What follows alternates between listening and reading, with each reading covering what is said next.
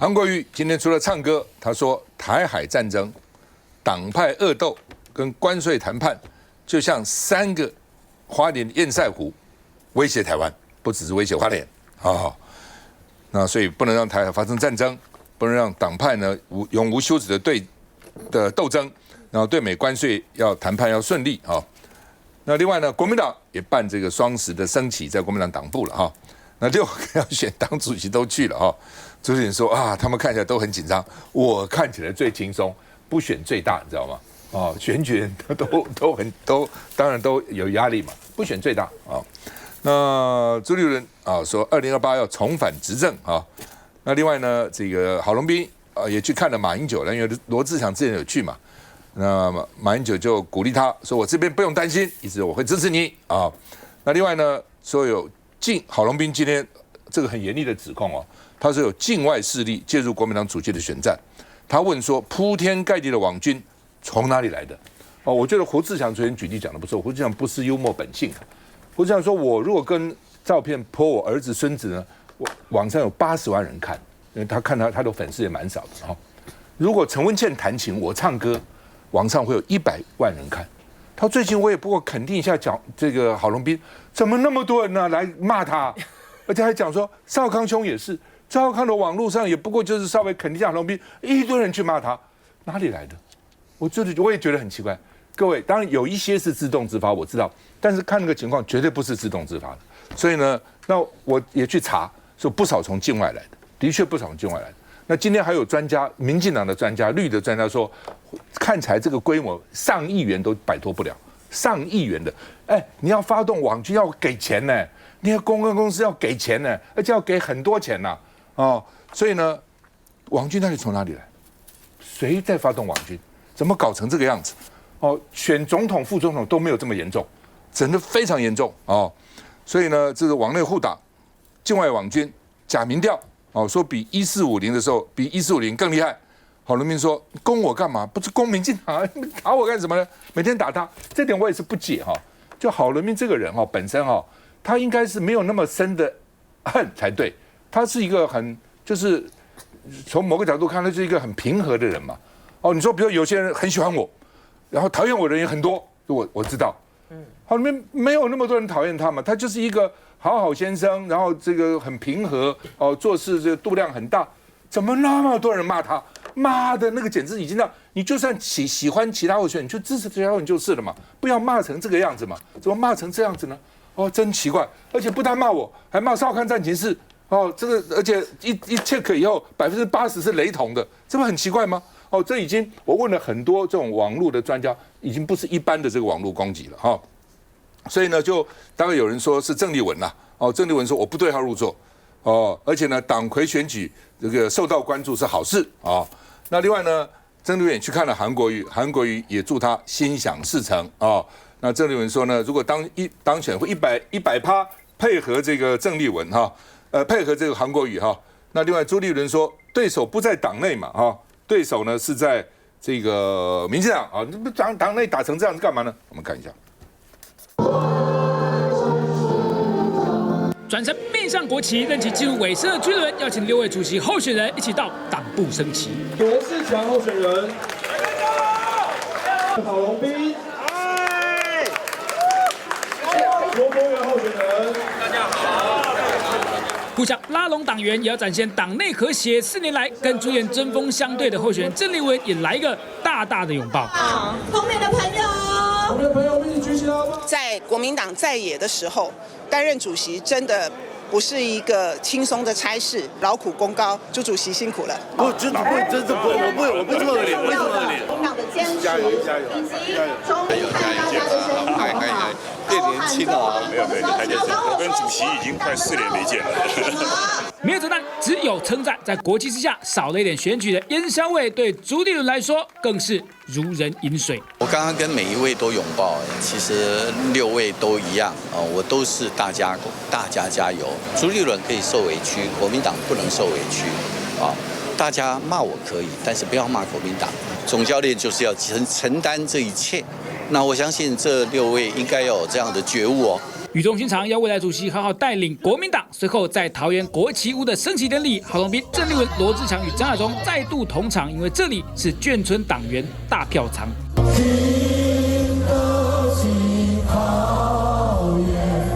但表面上展现和气，暗地里网军攻击。我铺天盖地的网军散布非常多不实的谣言，来恶意中伤我。与其用这些网军在攻击我，不如花些力气去对付民进党。自己本人也被批得蛮体无完肤的。我们呢都不要去这个对号入座。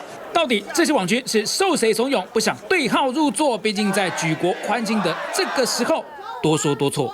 出来嘛，他一定改了，好吧？这个老沈哈，你要讲，不，我一定要讲，因为你又捅了一个马蜂窝。我偷什么马蜂窝？你要先听我唱歌呢，还是要唱歌？不，还是要听我分析。不，我们现在讲郝龙斌被围剿。好吧。郝龙斌被围剿，跟这个礼拜二那10几个委员，国民党的委员联署说去救灾，这个不要再开辩论会了。那一天你应该还记得，你说这是绿营的侧翼。我马上1秒钟，这个不要5分钟，马上想你逻辑又错了，这怎么会是绿营的侧翼？我先问你一句话：围剿那十几个国民党委员的人，跟现在围剿郝龙斌的人是不是一样的人？我报告是一样的人，通通是对岸的，而对岸的为什么都是蓝的？这个好大将军的儿子，难道不蓝吗？为什么他们这么痛恨郝龙斌，而觉得对郑丽文有偏爱？很简单，因为郝龙斌讲了一个舔共嘛，不舔共了，不舔共，对，不舔共。那朱立伦这个是郑丽文呢，讲的说要尽量大家做中国人呐，要什么没有口中没有半句对老公没有礼貌的话，差别就在这里哦。所以你觉得老公好厉害哦，老公不是说你蓝的他就喜欢你。他各种蓝的，他在细细分析呀、有的蓝的稍微可爱，有的他蓝的很可恶。所以真的你有的时候要多想一下，不要犯了这么大的矛盾。好，现在我唱歌，好不好？我现在回你。你不听唱歌了？我要听唱歌。老沈，你认为我那么笨吗？当然聪明，但是你来，我告诉你为什么？我总不能这边讲是蓝营内部搞的吧？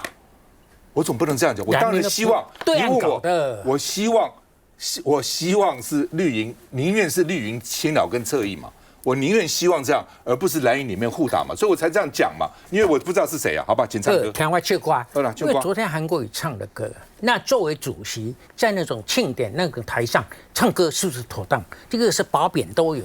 不过他唱的歌是费玉清的《国恩家庆》的歌了，这歌的历史还没有我的双十节的歌老哎。你晓得，台湾是在1945年10月25日光复，93投降，12.5。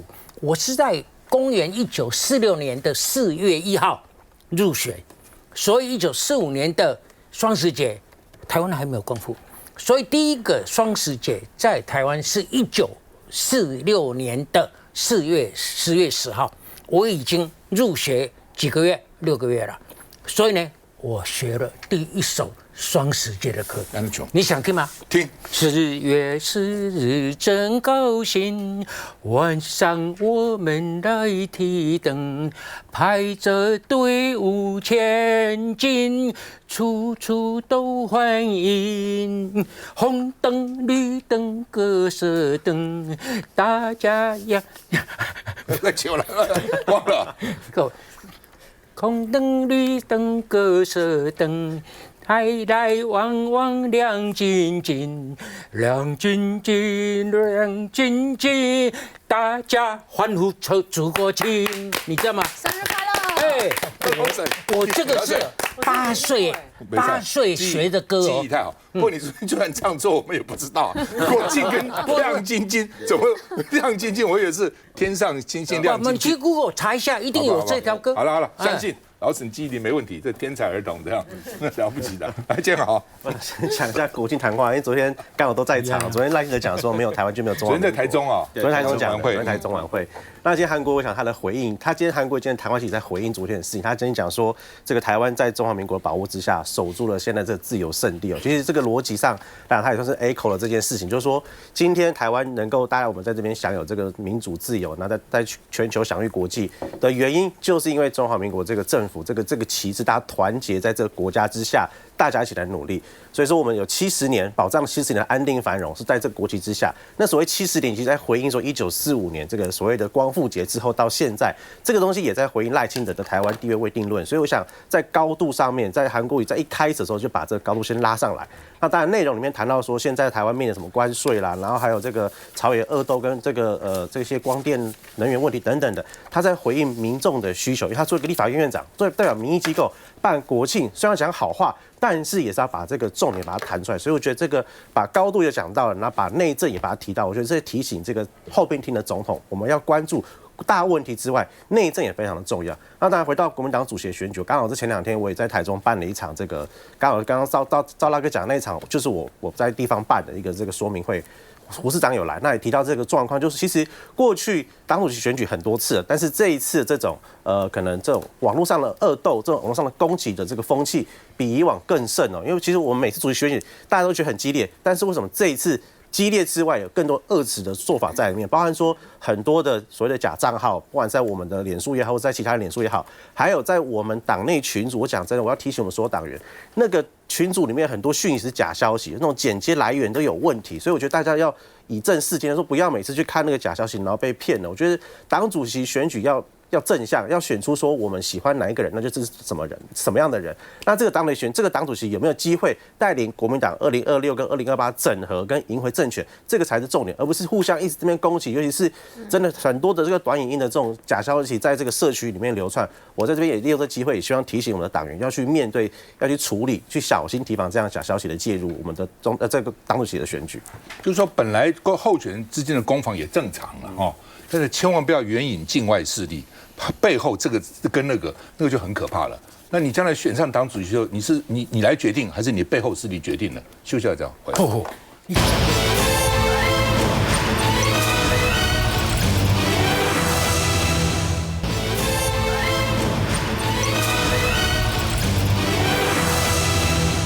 好不好？辉达用地上了联合报跟中国时报的头版啊，一个公司为什么头版的 AI？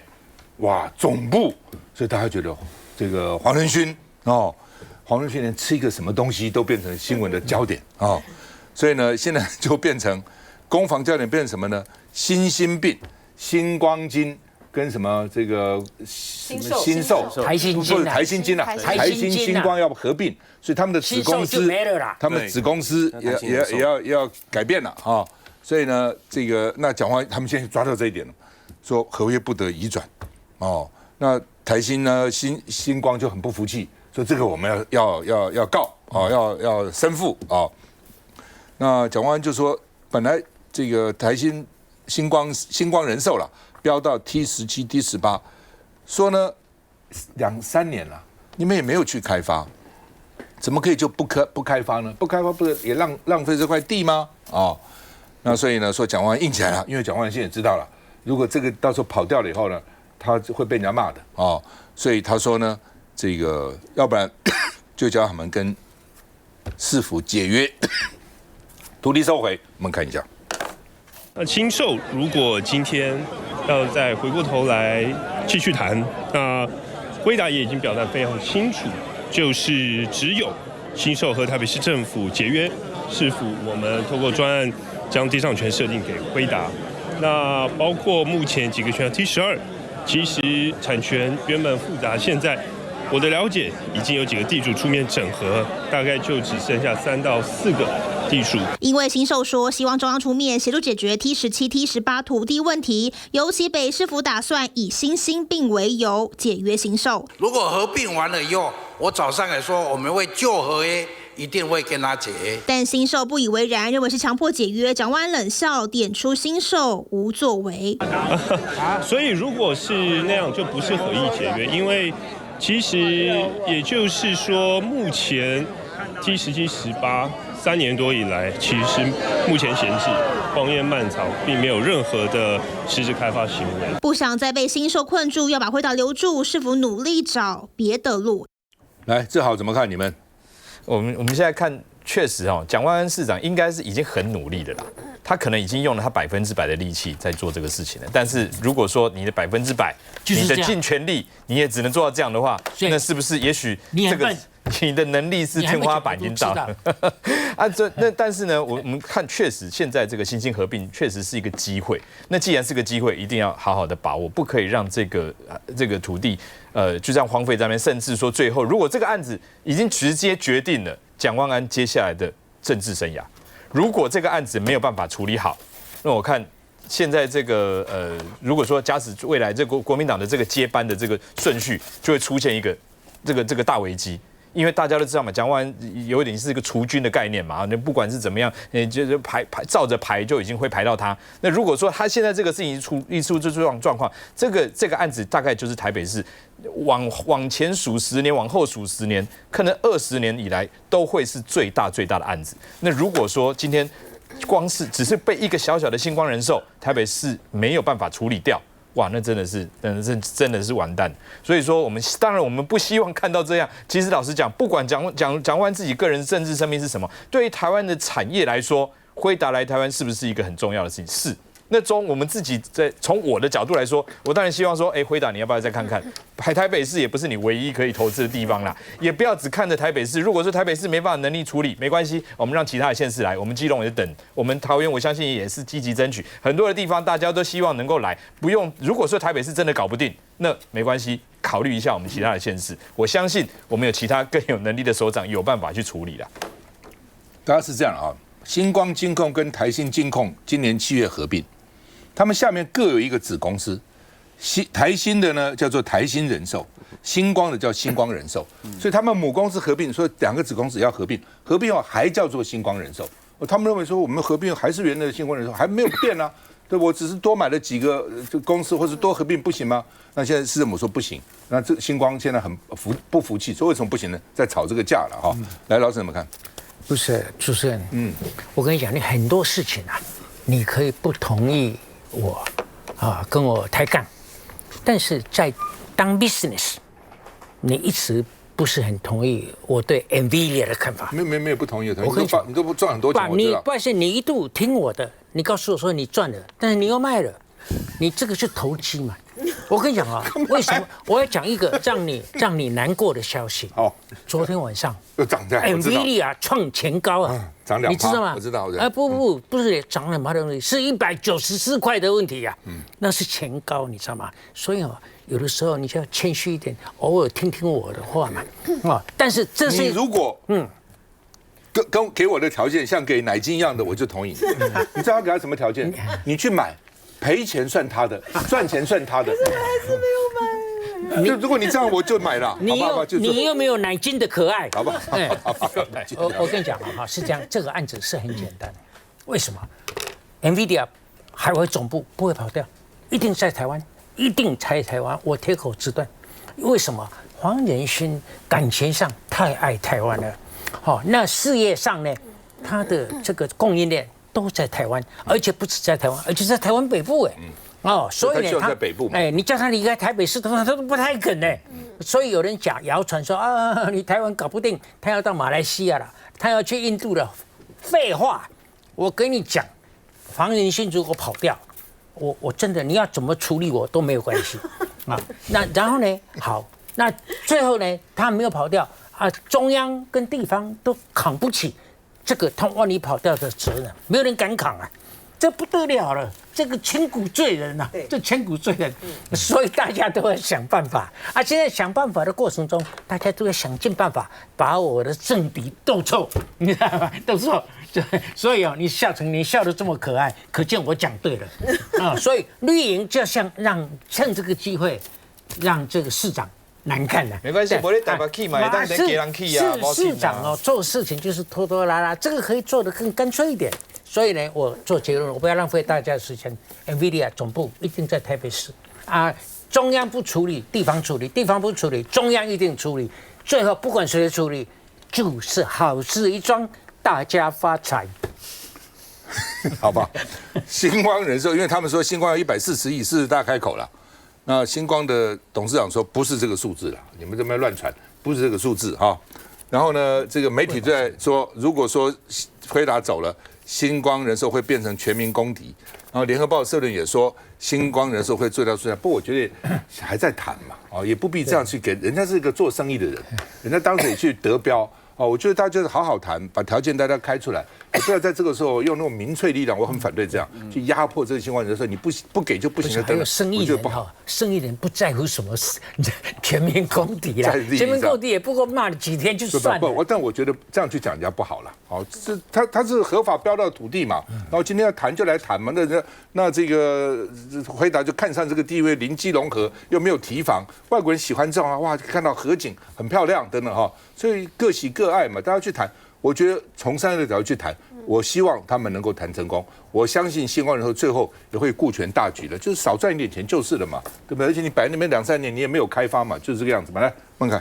对了，其实我再一次强调，就是说大家都希望辉达能够留下来，在台湾有一个这个总部来去做一个好好的一个规划嘛。那所以说，这应该是以持平来讲，中央地方就是要共同一条心来做啊。那我们之前新北市也有表达善意啊，甚至我的选区就在我的林口这边，我们也讲是说，我们有一块地是公有跟私有各有一半的土地。原来有一个什么媒体一个园区嘛，媒体园区，那就是在那个 A9 捷运站旁边嘛。那其实也是非常好，但是我们当初其实大家记不记得1年多前要在确认说所谓辉达要落脚的时候，当时我们就耳闻是说它是只有属意台北市，其他县市其实是比较不考虑哈，这个是一个。那我们也在经济部就在立法院里面经济委员会都有在质询这个经济部长，经济部长说如果说有什么我们来协助盘点。可是现在这个情况是什么？现在这个情况是好像我们大家看到的是民进党的朋友或是绿营车业朋友，就是等着要看蒋万安的好戏啊。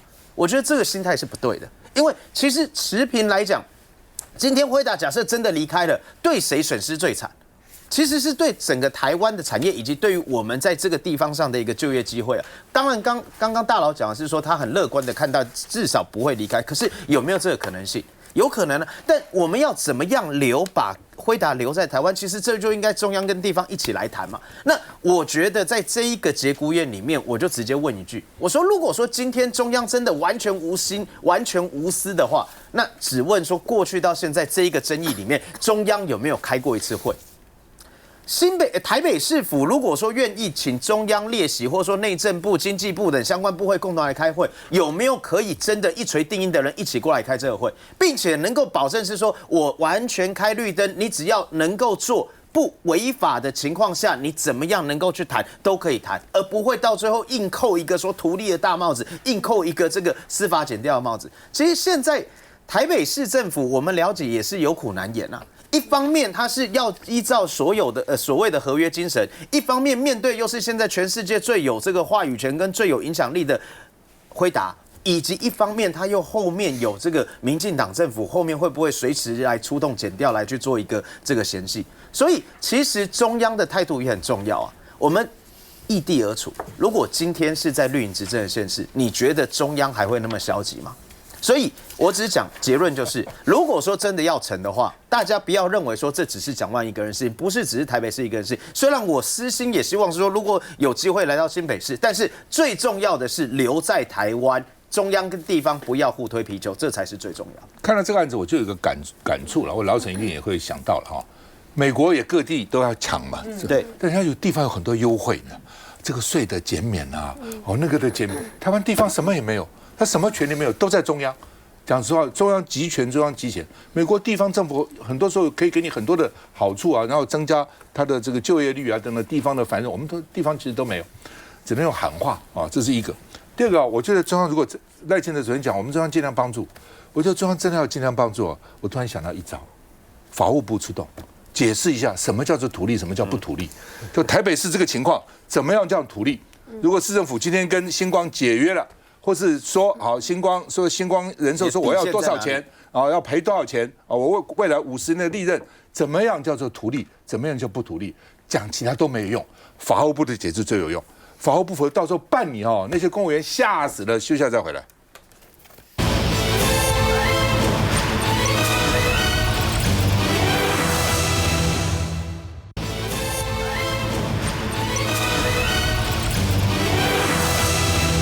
王世坚，他的质询现在被编成没出席，在抖音很红了哈。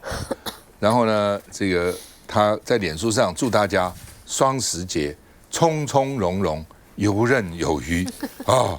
那因为这是他的歌里面的他的讲话咨询里面的一句了哈。那说快变成歌手了啊，你要从从容容、游刃有余。不要匆匆忙忙连滚带爬，睁眼说瞎话。你在哽咽什么？你在哭什么呀？没出息啊！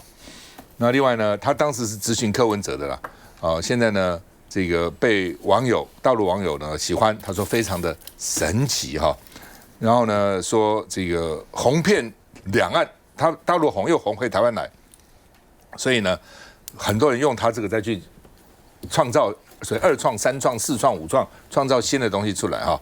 所以他说：“你看，你常常讲说大陆统战我们，你不是反攻大陆了吗？哦，不台湾之光吗？哦，民进党难得的清流吗？哦，所以叫王世坚去当陆委会主委，哦，然后呢，这个他说这个王世坚拴这个玻璃心，哦，所以王义川呢暴气走人，哦，他说网友一般人没有那么玻璃心呢。”哪像少数人就玻璃心呢？看了 TikTok 啊红啊，这边吃醋啊等等哈。王一川说，干王世坚什么事情？民进党不把年轻票放在眼里，因为 TikTok 很多年轻人在上嘛，那你就刚刚把他禁了，又不能在TikTok 上干嘛？那你是不是玻璃心吗？那你不是没有把年轻人放在眼里吗？看一下。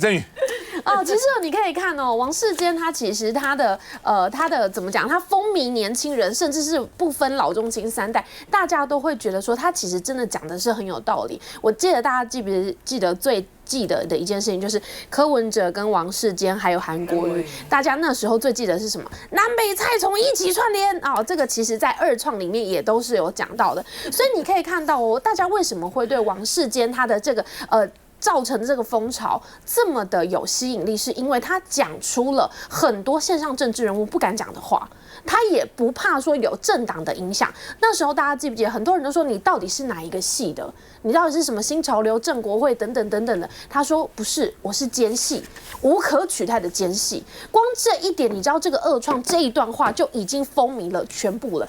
大家，我必须跟大家说，连我自己每天脑回路里面就是一直在重复这首歌。那为什么会这样子被吸引？是因为很多的政治人物，他可能因为他的政党倾向等等的，或者是他意识形态而有所偏差。但是因为王世坚他的这个无心插柳的这个没出息你可以看到了，为什么会在年轻人甚至是两岸之间不管是台湾也好，中国大陆也好，大家会这么有感，就是因为大家对于现在的政治环境已经受够了，包含到说前阵子大罢免的江志图卡。你看江志图卡结果的效果是什么？让更多的年轻人去看清楚了，原来民进党里面还有一个这个清流。王世坚他这样子的效应，你看他说的反攻大陆没有错啊。现在到底你知道，连什么小红书啊等等啊，包含到很多的陆配都说，你们这王世坚真的很有趣啊。所以这时候你知道，跟少阳哥报告，我们现在2创到说，大家都已经把王世坚有可能竞选市长的主题曲都已经做好了。所以说这样子的风潮，大家真的是不要小觑因为其实大家可以看到，现在整个社群媒体里面，大家最不想要再看到的是什么？分裂。分歧，大家想看到的是说，原来其实政治环境讲出真话的人也可以让人家有感受力，所以我觉得这才是他这一首歌无心插柳柳成荫变成是两岸完全有共识的一首歌，这是最大的原因啦。所以我觉得其实赖清德可以好好看看如何抓到年轻人的心，应该是讲出大家心理底层的话，而不是要去模糊掉说不管你今天是什么样的意识形态，大家要看到的是。真的，你是作为民意代表，了解人民百姓的需要，这才是能够得到民心最主要的原因啦。我不这样认为，我替老沈打抱不平。为什么王世坚在网络上可以红，老沈不行？你也唱过歌了，你也讲了很多金句了，老沈拼一下，不要觉得。我跟他很多地方不一样，但是他从来不骂我的，我即使骂他，他也不会回我。你晓得王世坚，你就把骂他的编一条歌搞不好也好。不是，王世坚是很聪明的，很机灵的，他进退是有据的。他只要过去跟他同一个派系，就谢系的人犯错，他很少骂的。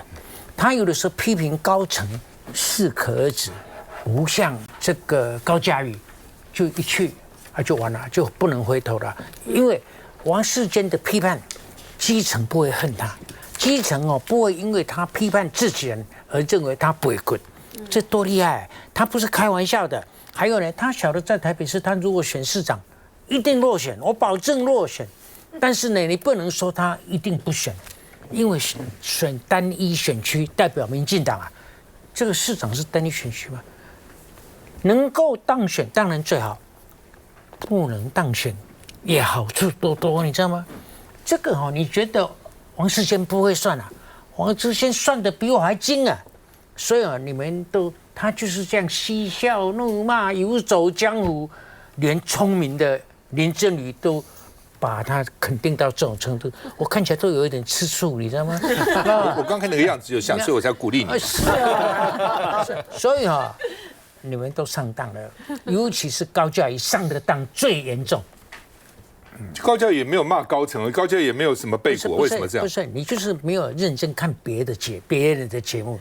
我昨天跟高嘉瑜还有黄伟汉参加郭子乾的节目，就乡民大学问还是什么，在我们现场交锋过。我就是因为郭子乾打扮成王世坚了，所以里面你看黄伟汉怎么讲他，高嘉瑜怎么讲他，我怎么讲他，好看哦。不是只有你的节目才好看啊！好吧，来进。我觉得很有趣啦。我觉得网络世界啊，真的是创造了很多大家过去呢从来没有想到的明星哈。因为看这个王世坚这个一路走来，他的政治立场上面他是很坚定的这个民进党党员啊。虽然说他的这个独派言论呢没有那么的鲜明啊，但是呢他这一点这个党性这个部分呢是非常坚强的。可是因为呢我不晓得就王世坚个人来讲，他是不是经历过什么样的一个人生的一种体悟啊？所以他后来的这个问政风格呢，其实跟他早期的时候呢是有一些转变的啊。然后他有一段时间呢还蛮低沉的，后来不是上了那个节目被延上吗？哇，整个大翻身，就变成是一个有一点像是政治的这种谐星感这样谐星感。然后特别是呢，我觉得大陆的网友呢也很妙哈，因为王世坚的讲话呢本来就是有这个押韵的哈，但是呢他竟然能够突破中国大陆的这种非常的意识形态的，然后论每个人出身背景的哈，你今天是一个独派出身的，你今天是民进党出身的，而能够在这个中国大陆呢这么的红，我觉得这也是可以显示一个媒体传播的一个力量啊。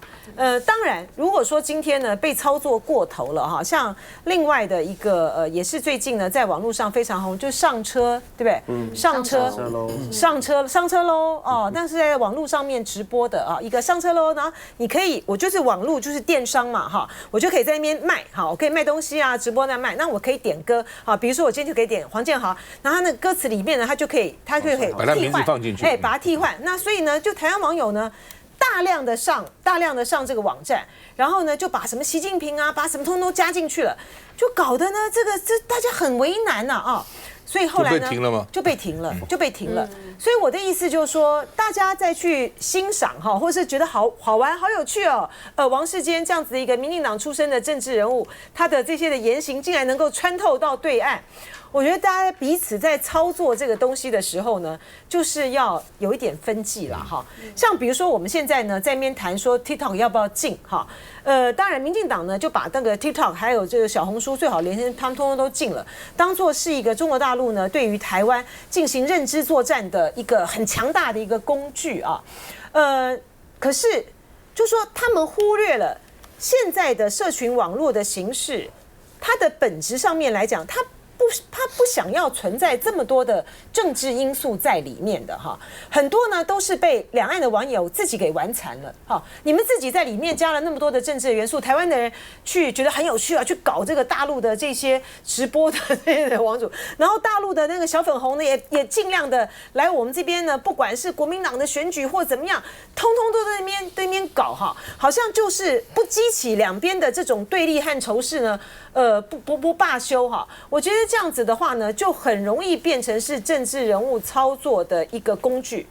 不只是要禁这个小红书，禁 TikTok， 禁这个禁那个啊，我告诉各位了，你就算禁掉，新的也会出来的啦。是啊，这个没有办法的事情了。休息一下再回来。我告诉你们。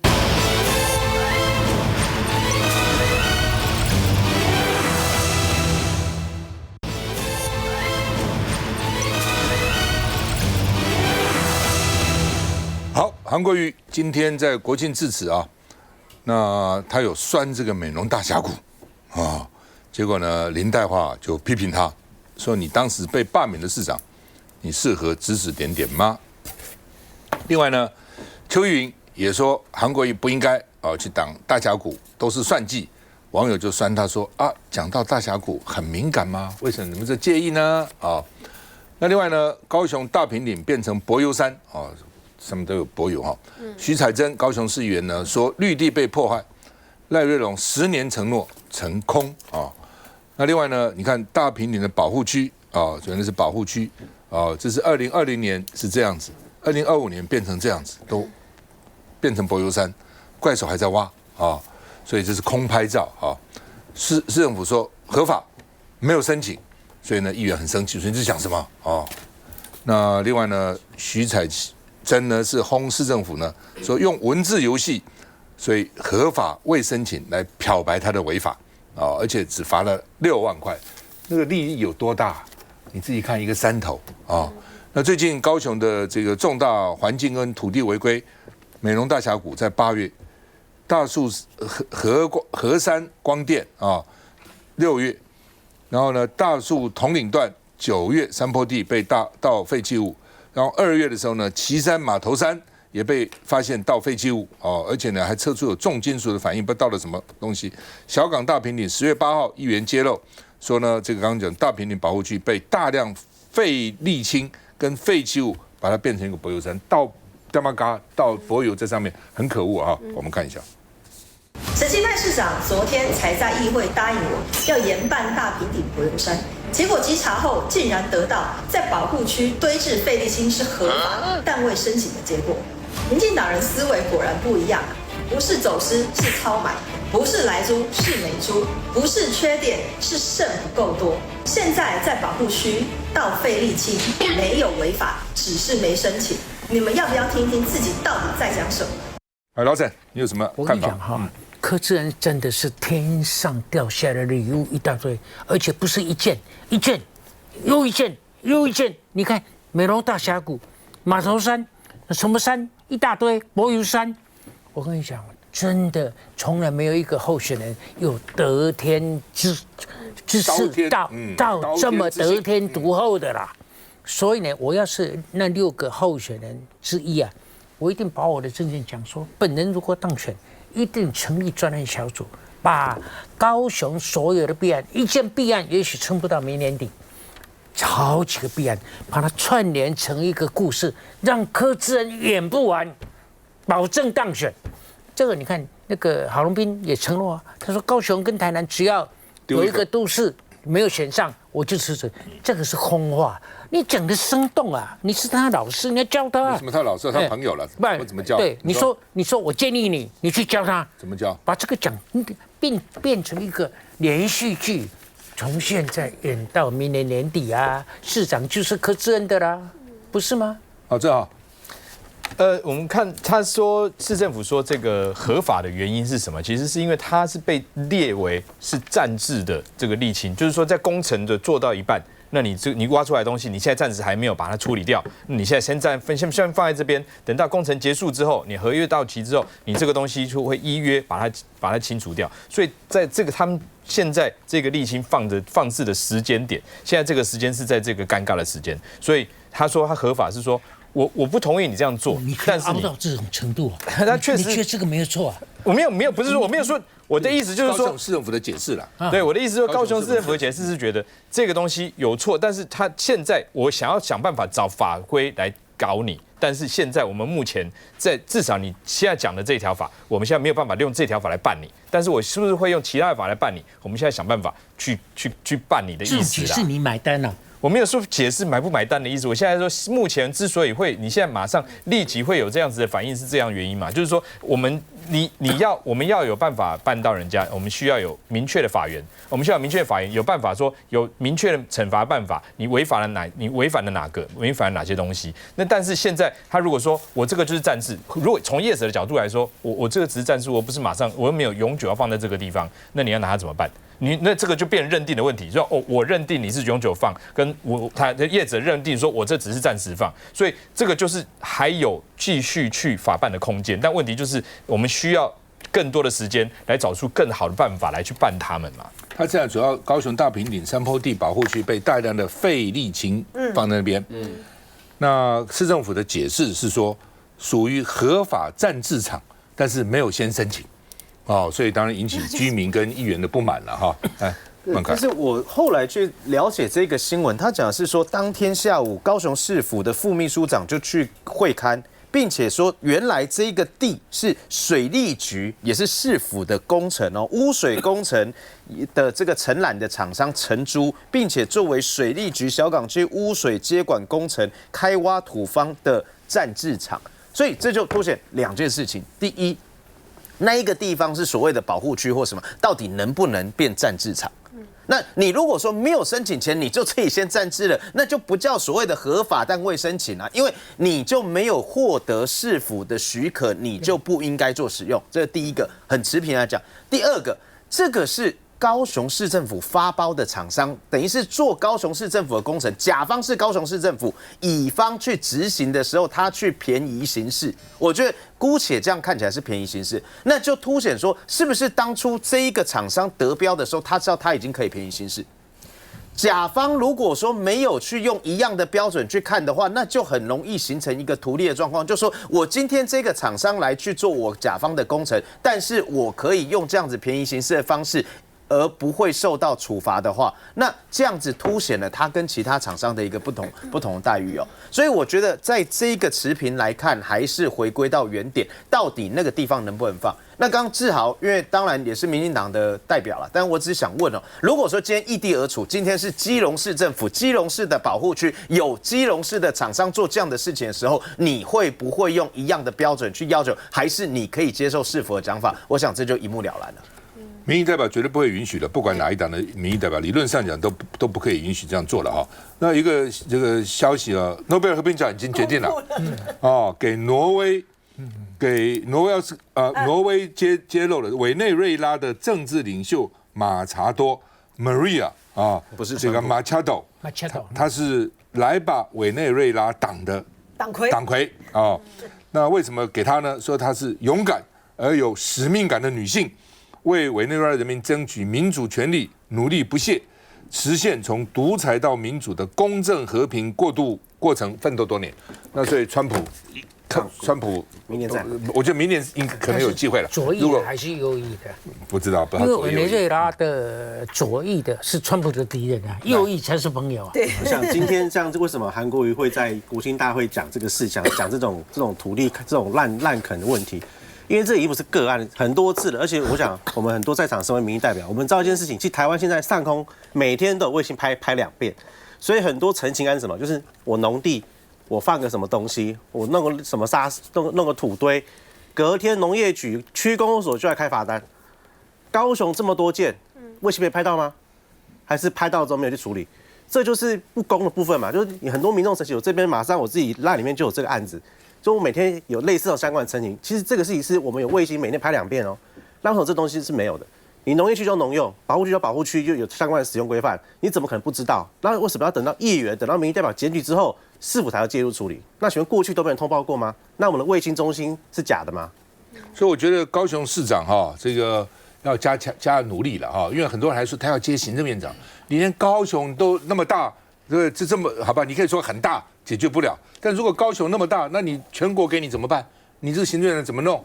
哦，所以赶快把高雄该处理的事、该这个处罚的事、该解决的事赶快解决吧。来，曾宇。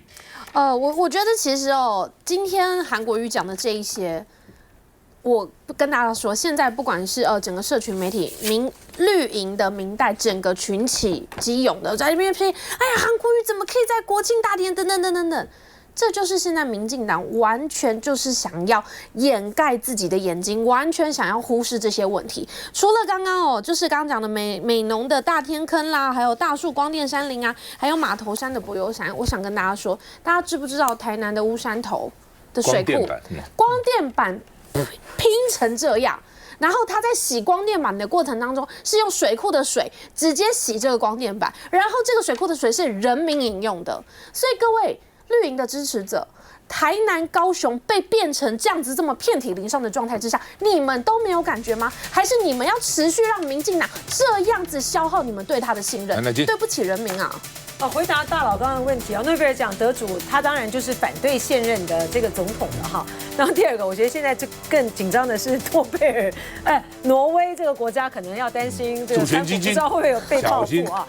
讲到柯志恩，8000亿美金在美国投资，对，所以他们现在应该有点紧张啊，因为那个诺贝尔和平奖的委员还有人开玩笑说他们今天要请假了哈。无论如何，就是说柯志恩的这个事情，这一连串的弊案能不能够帮助他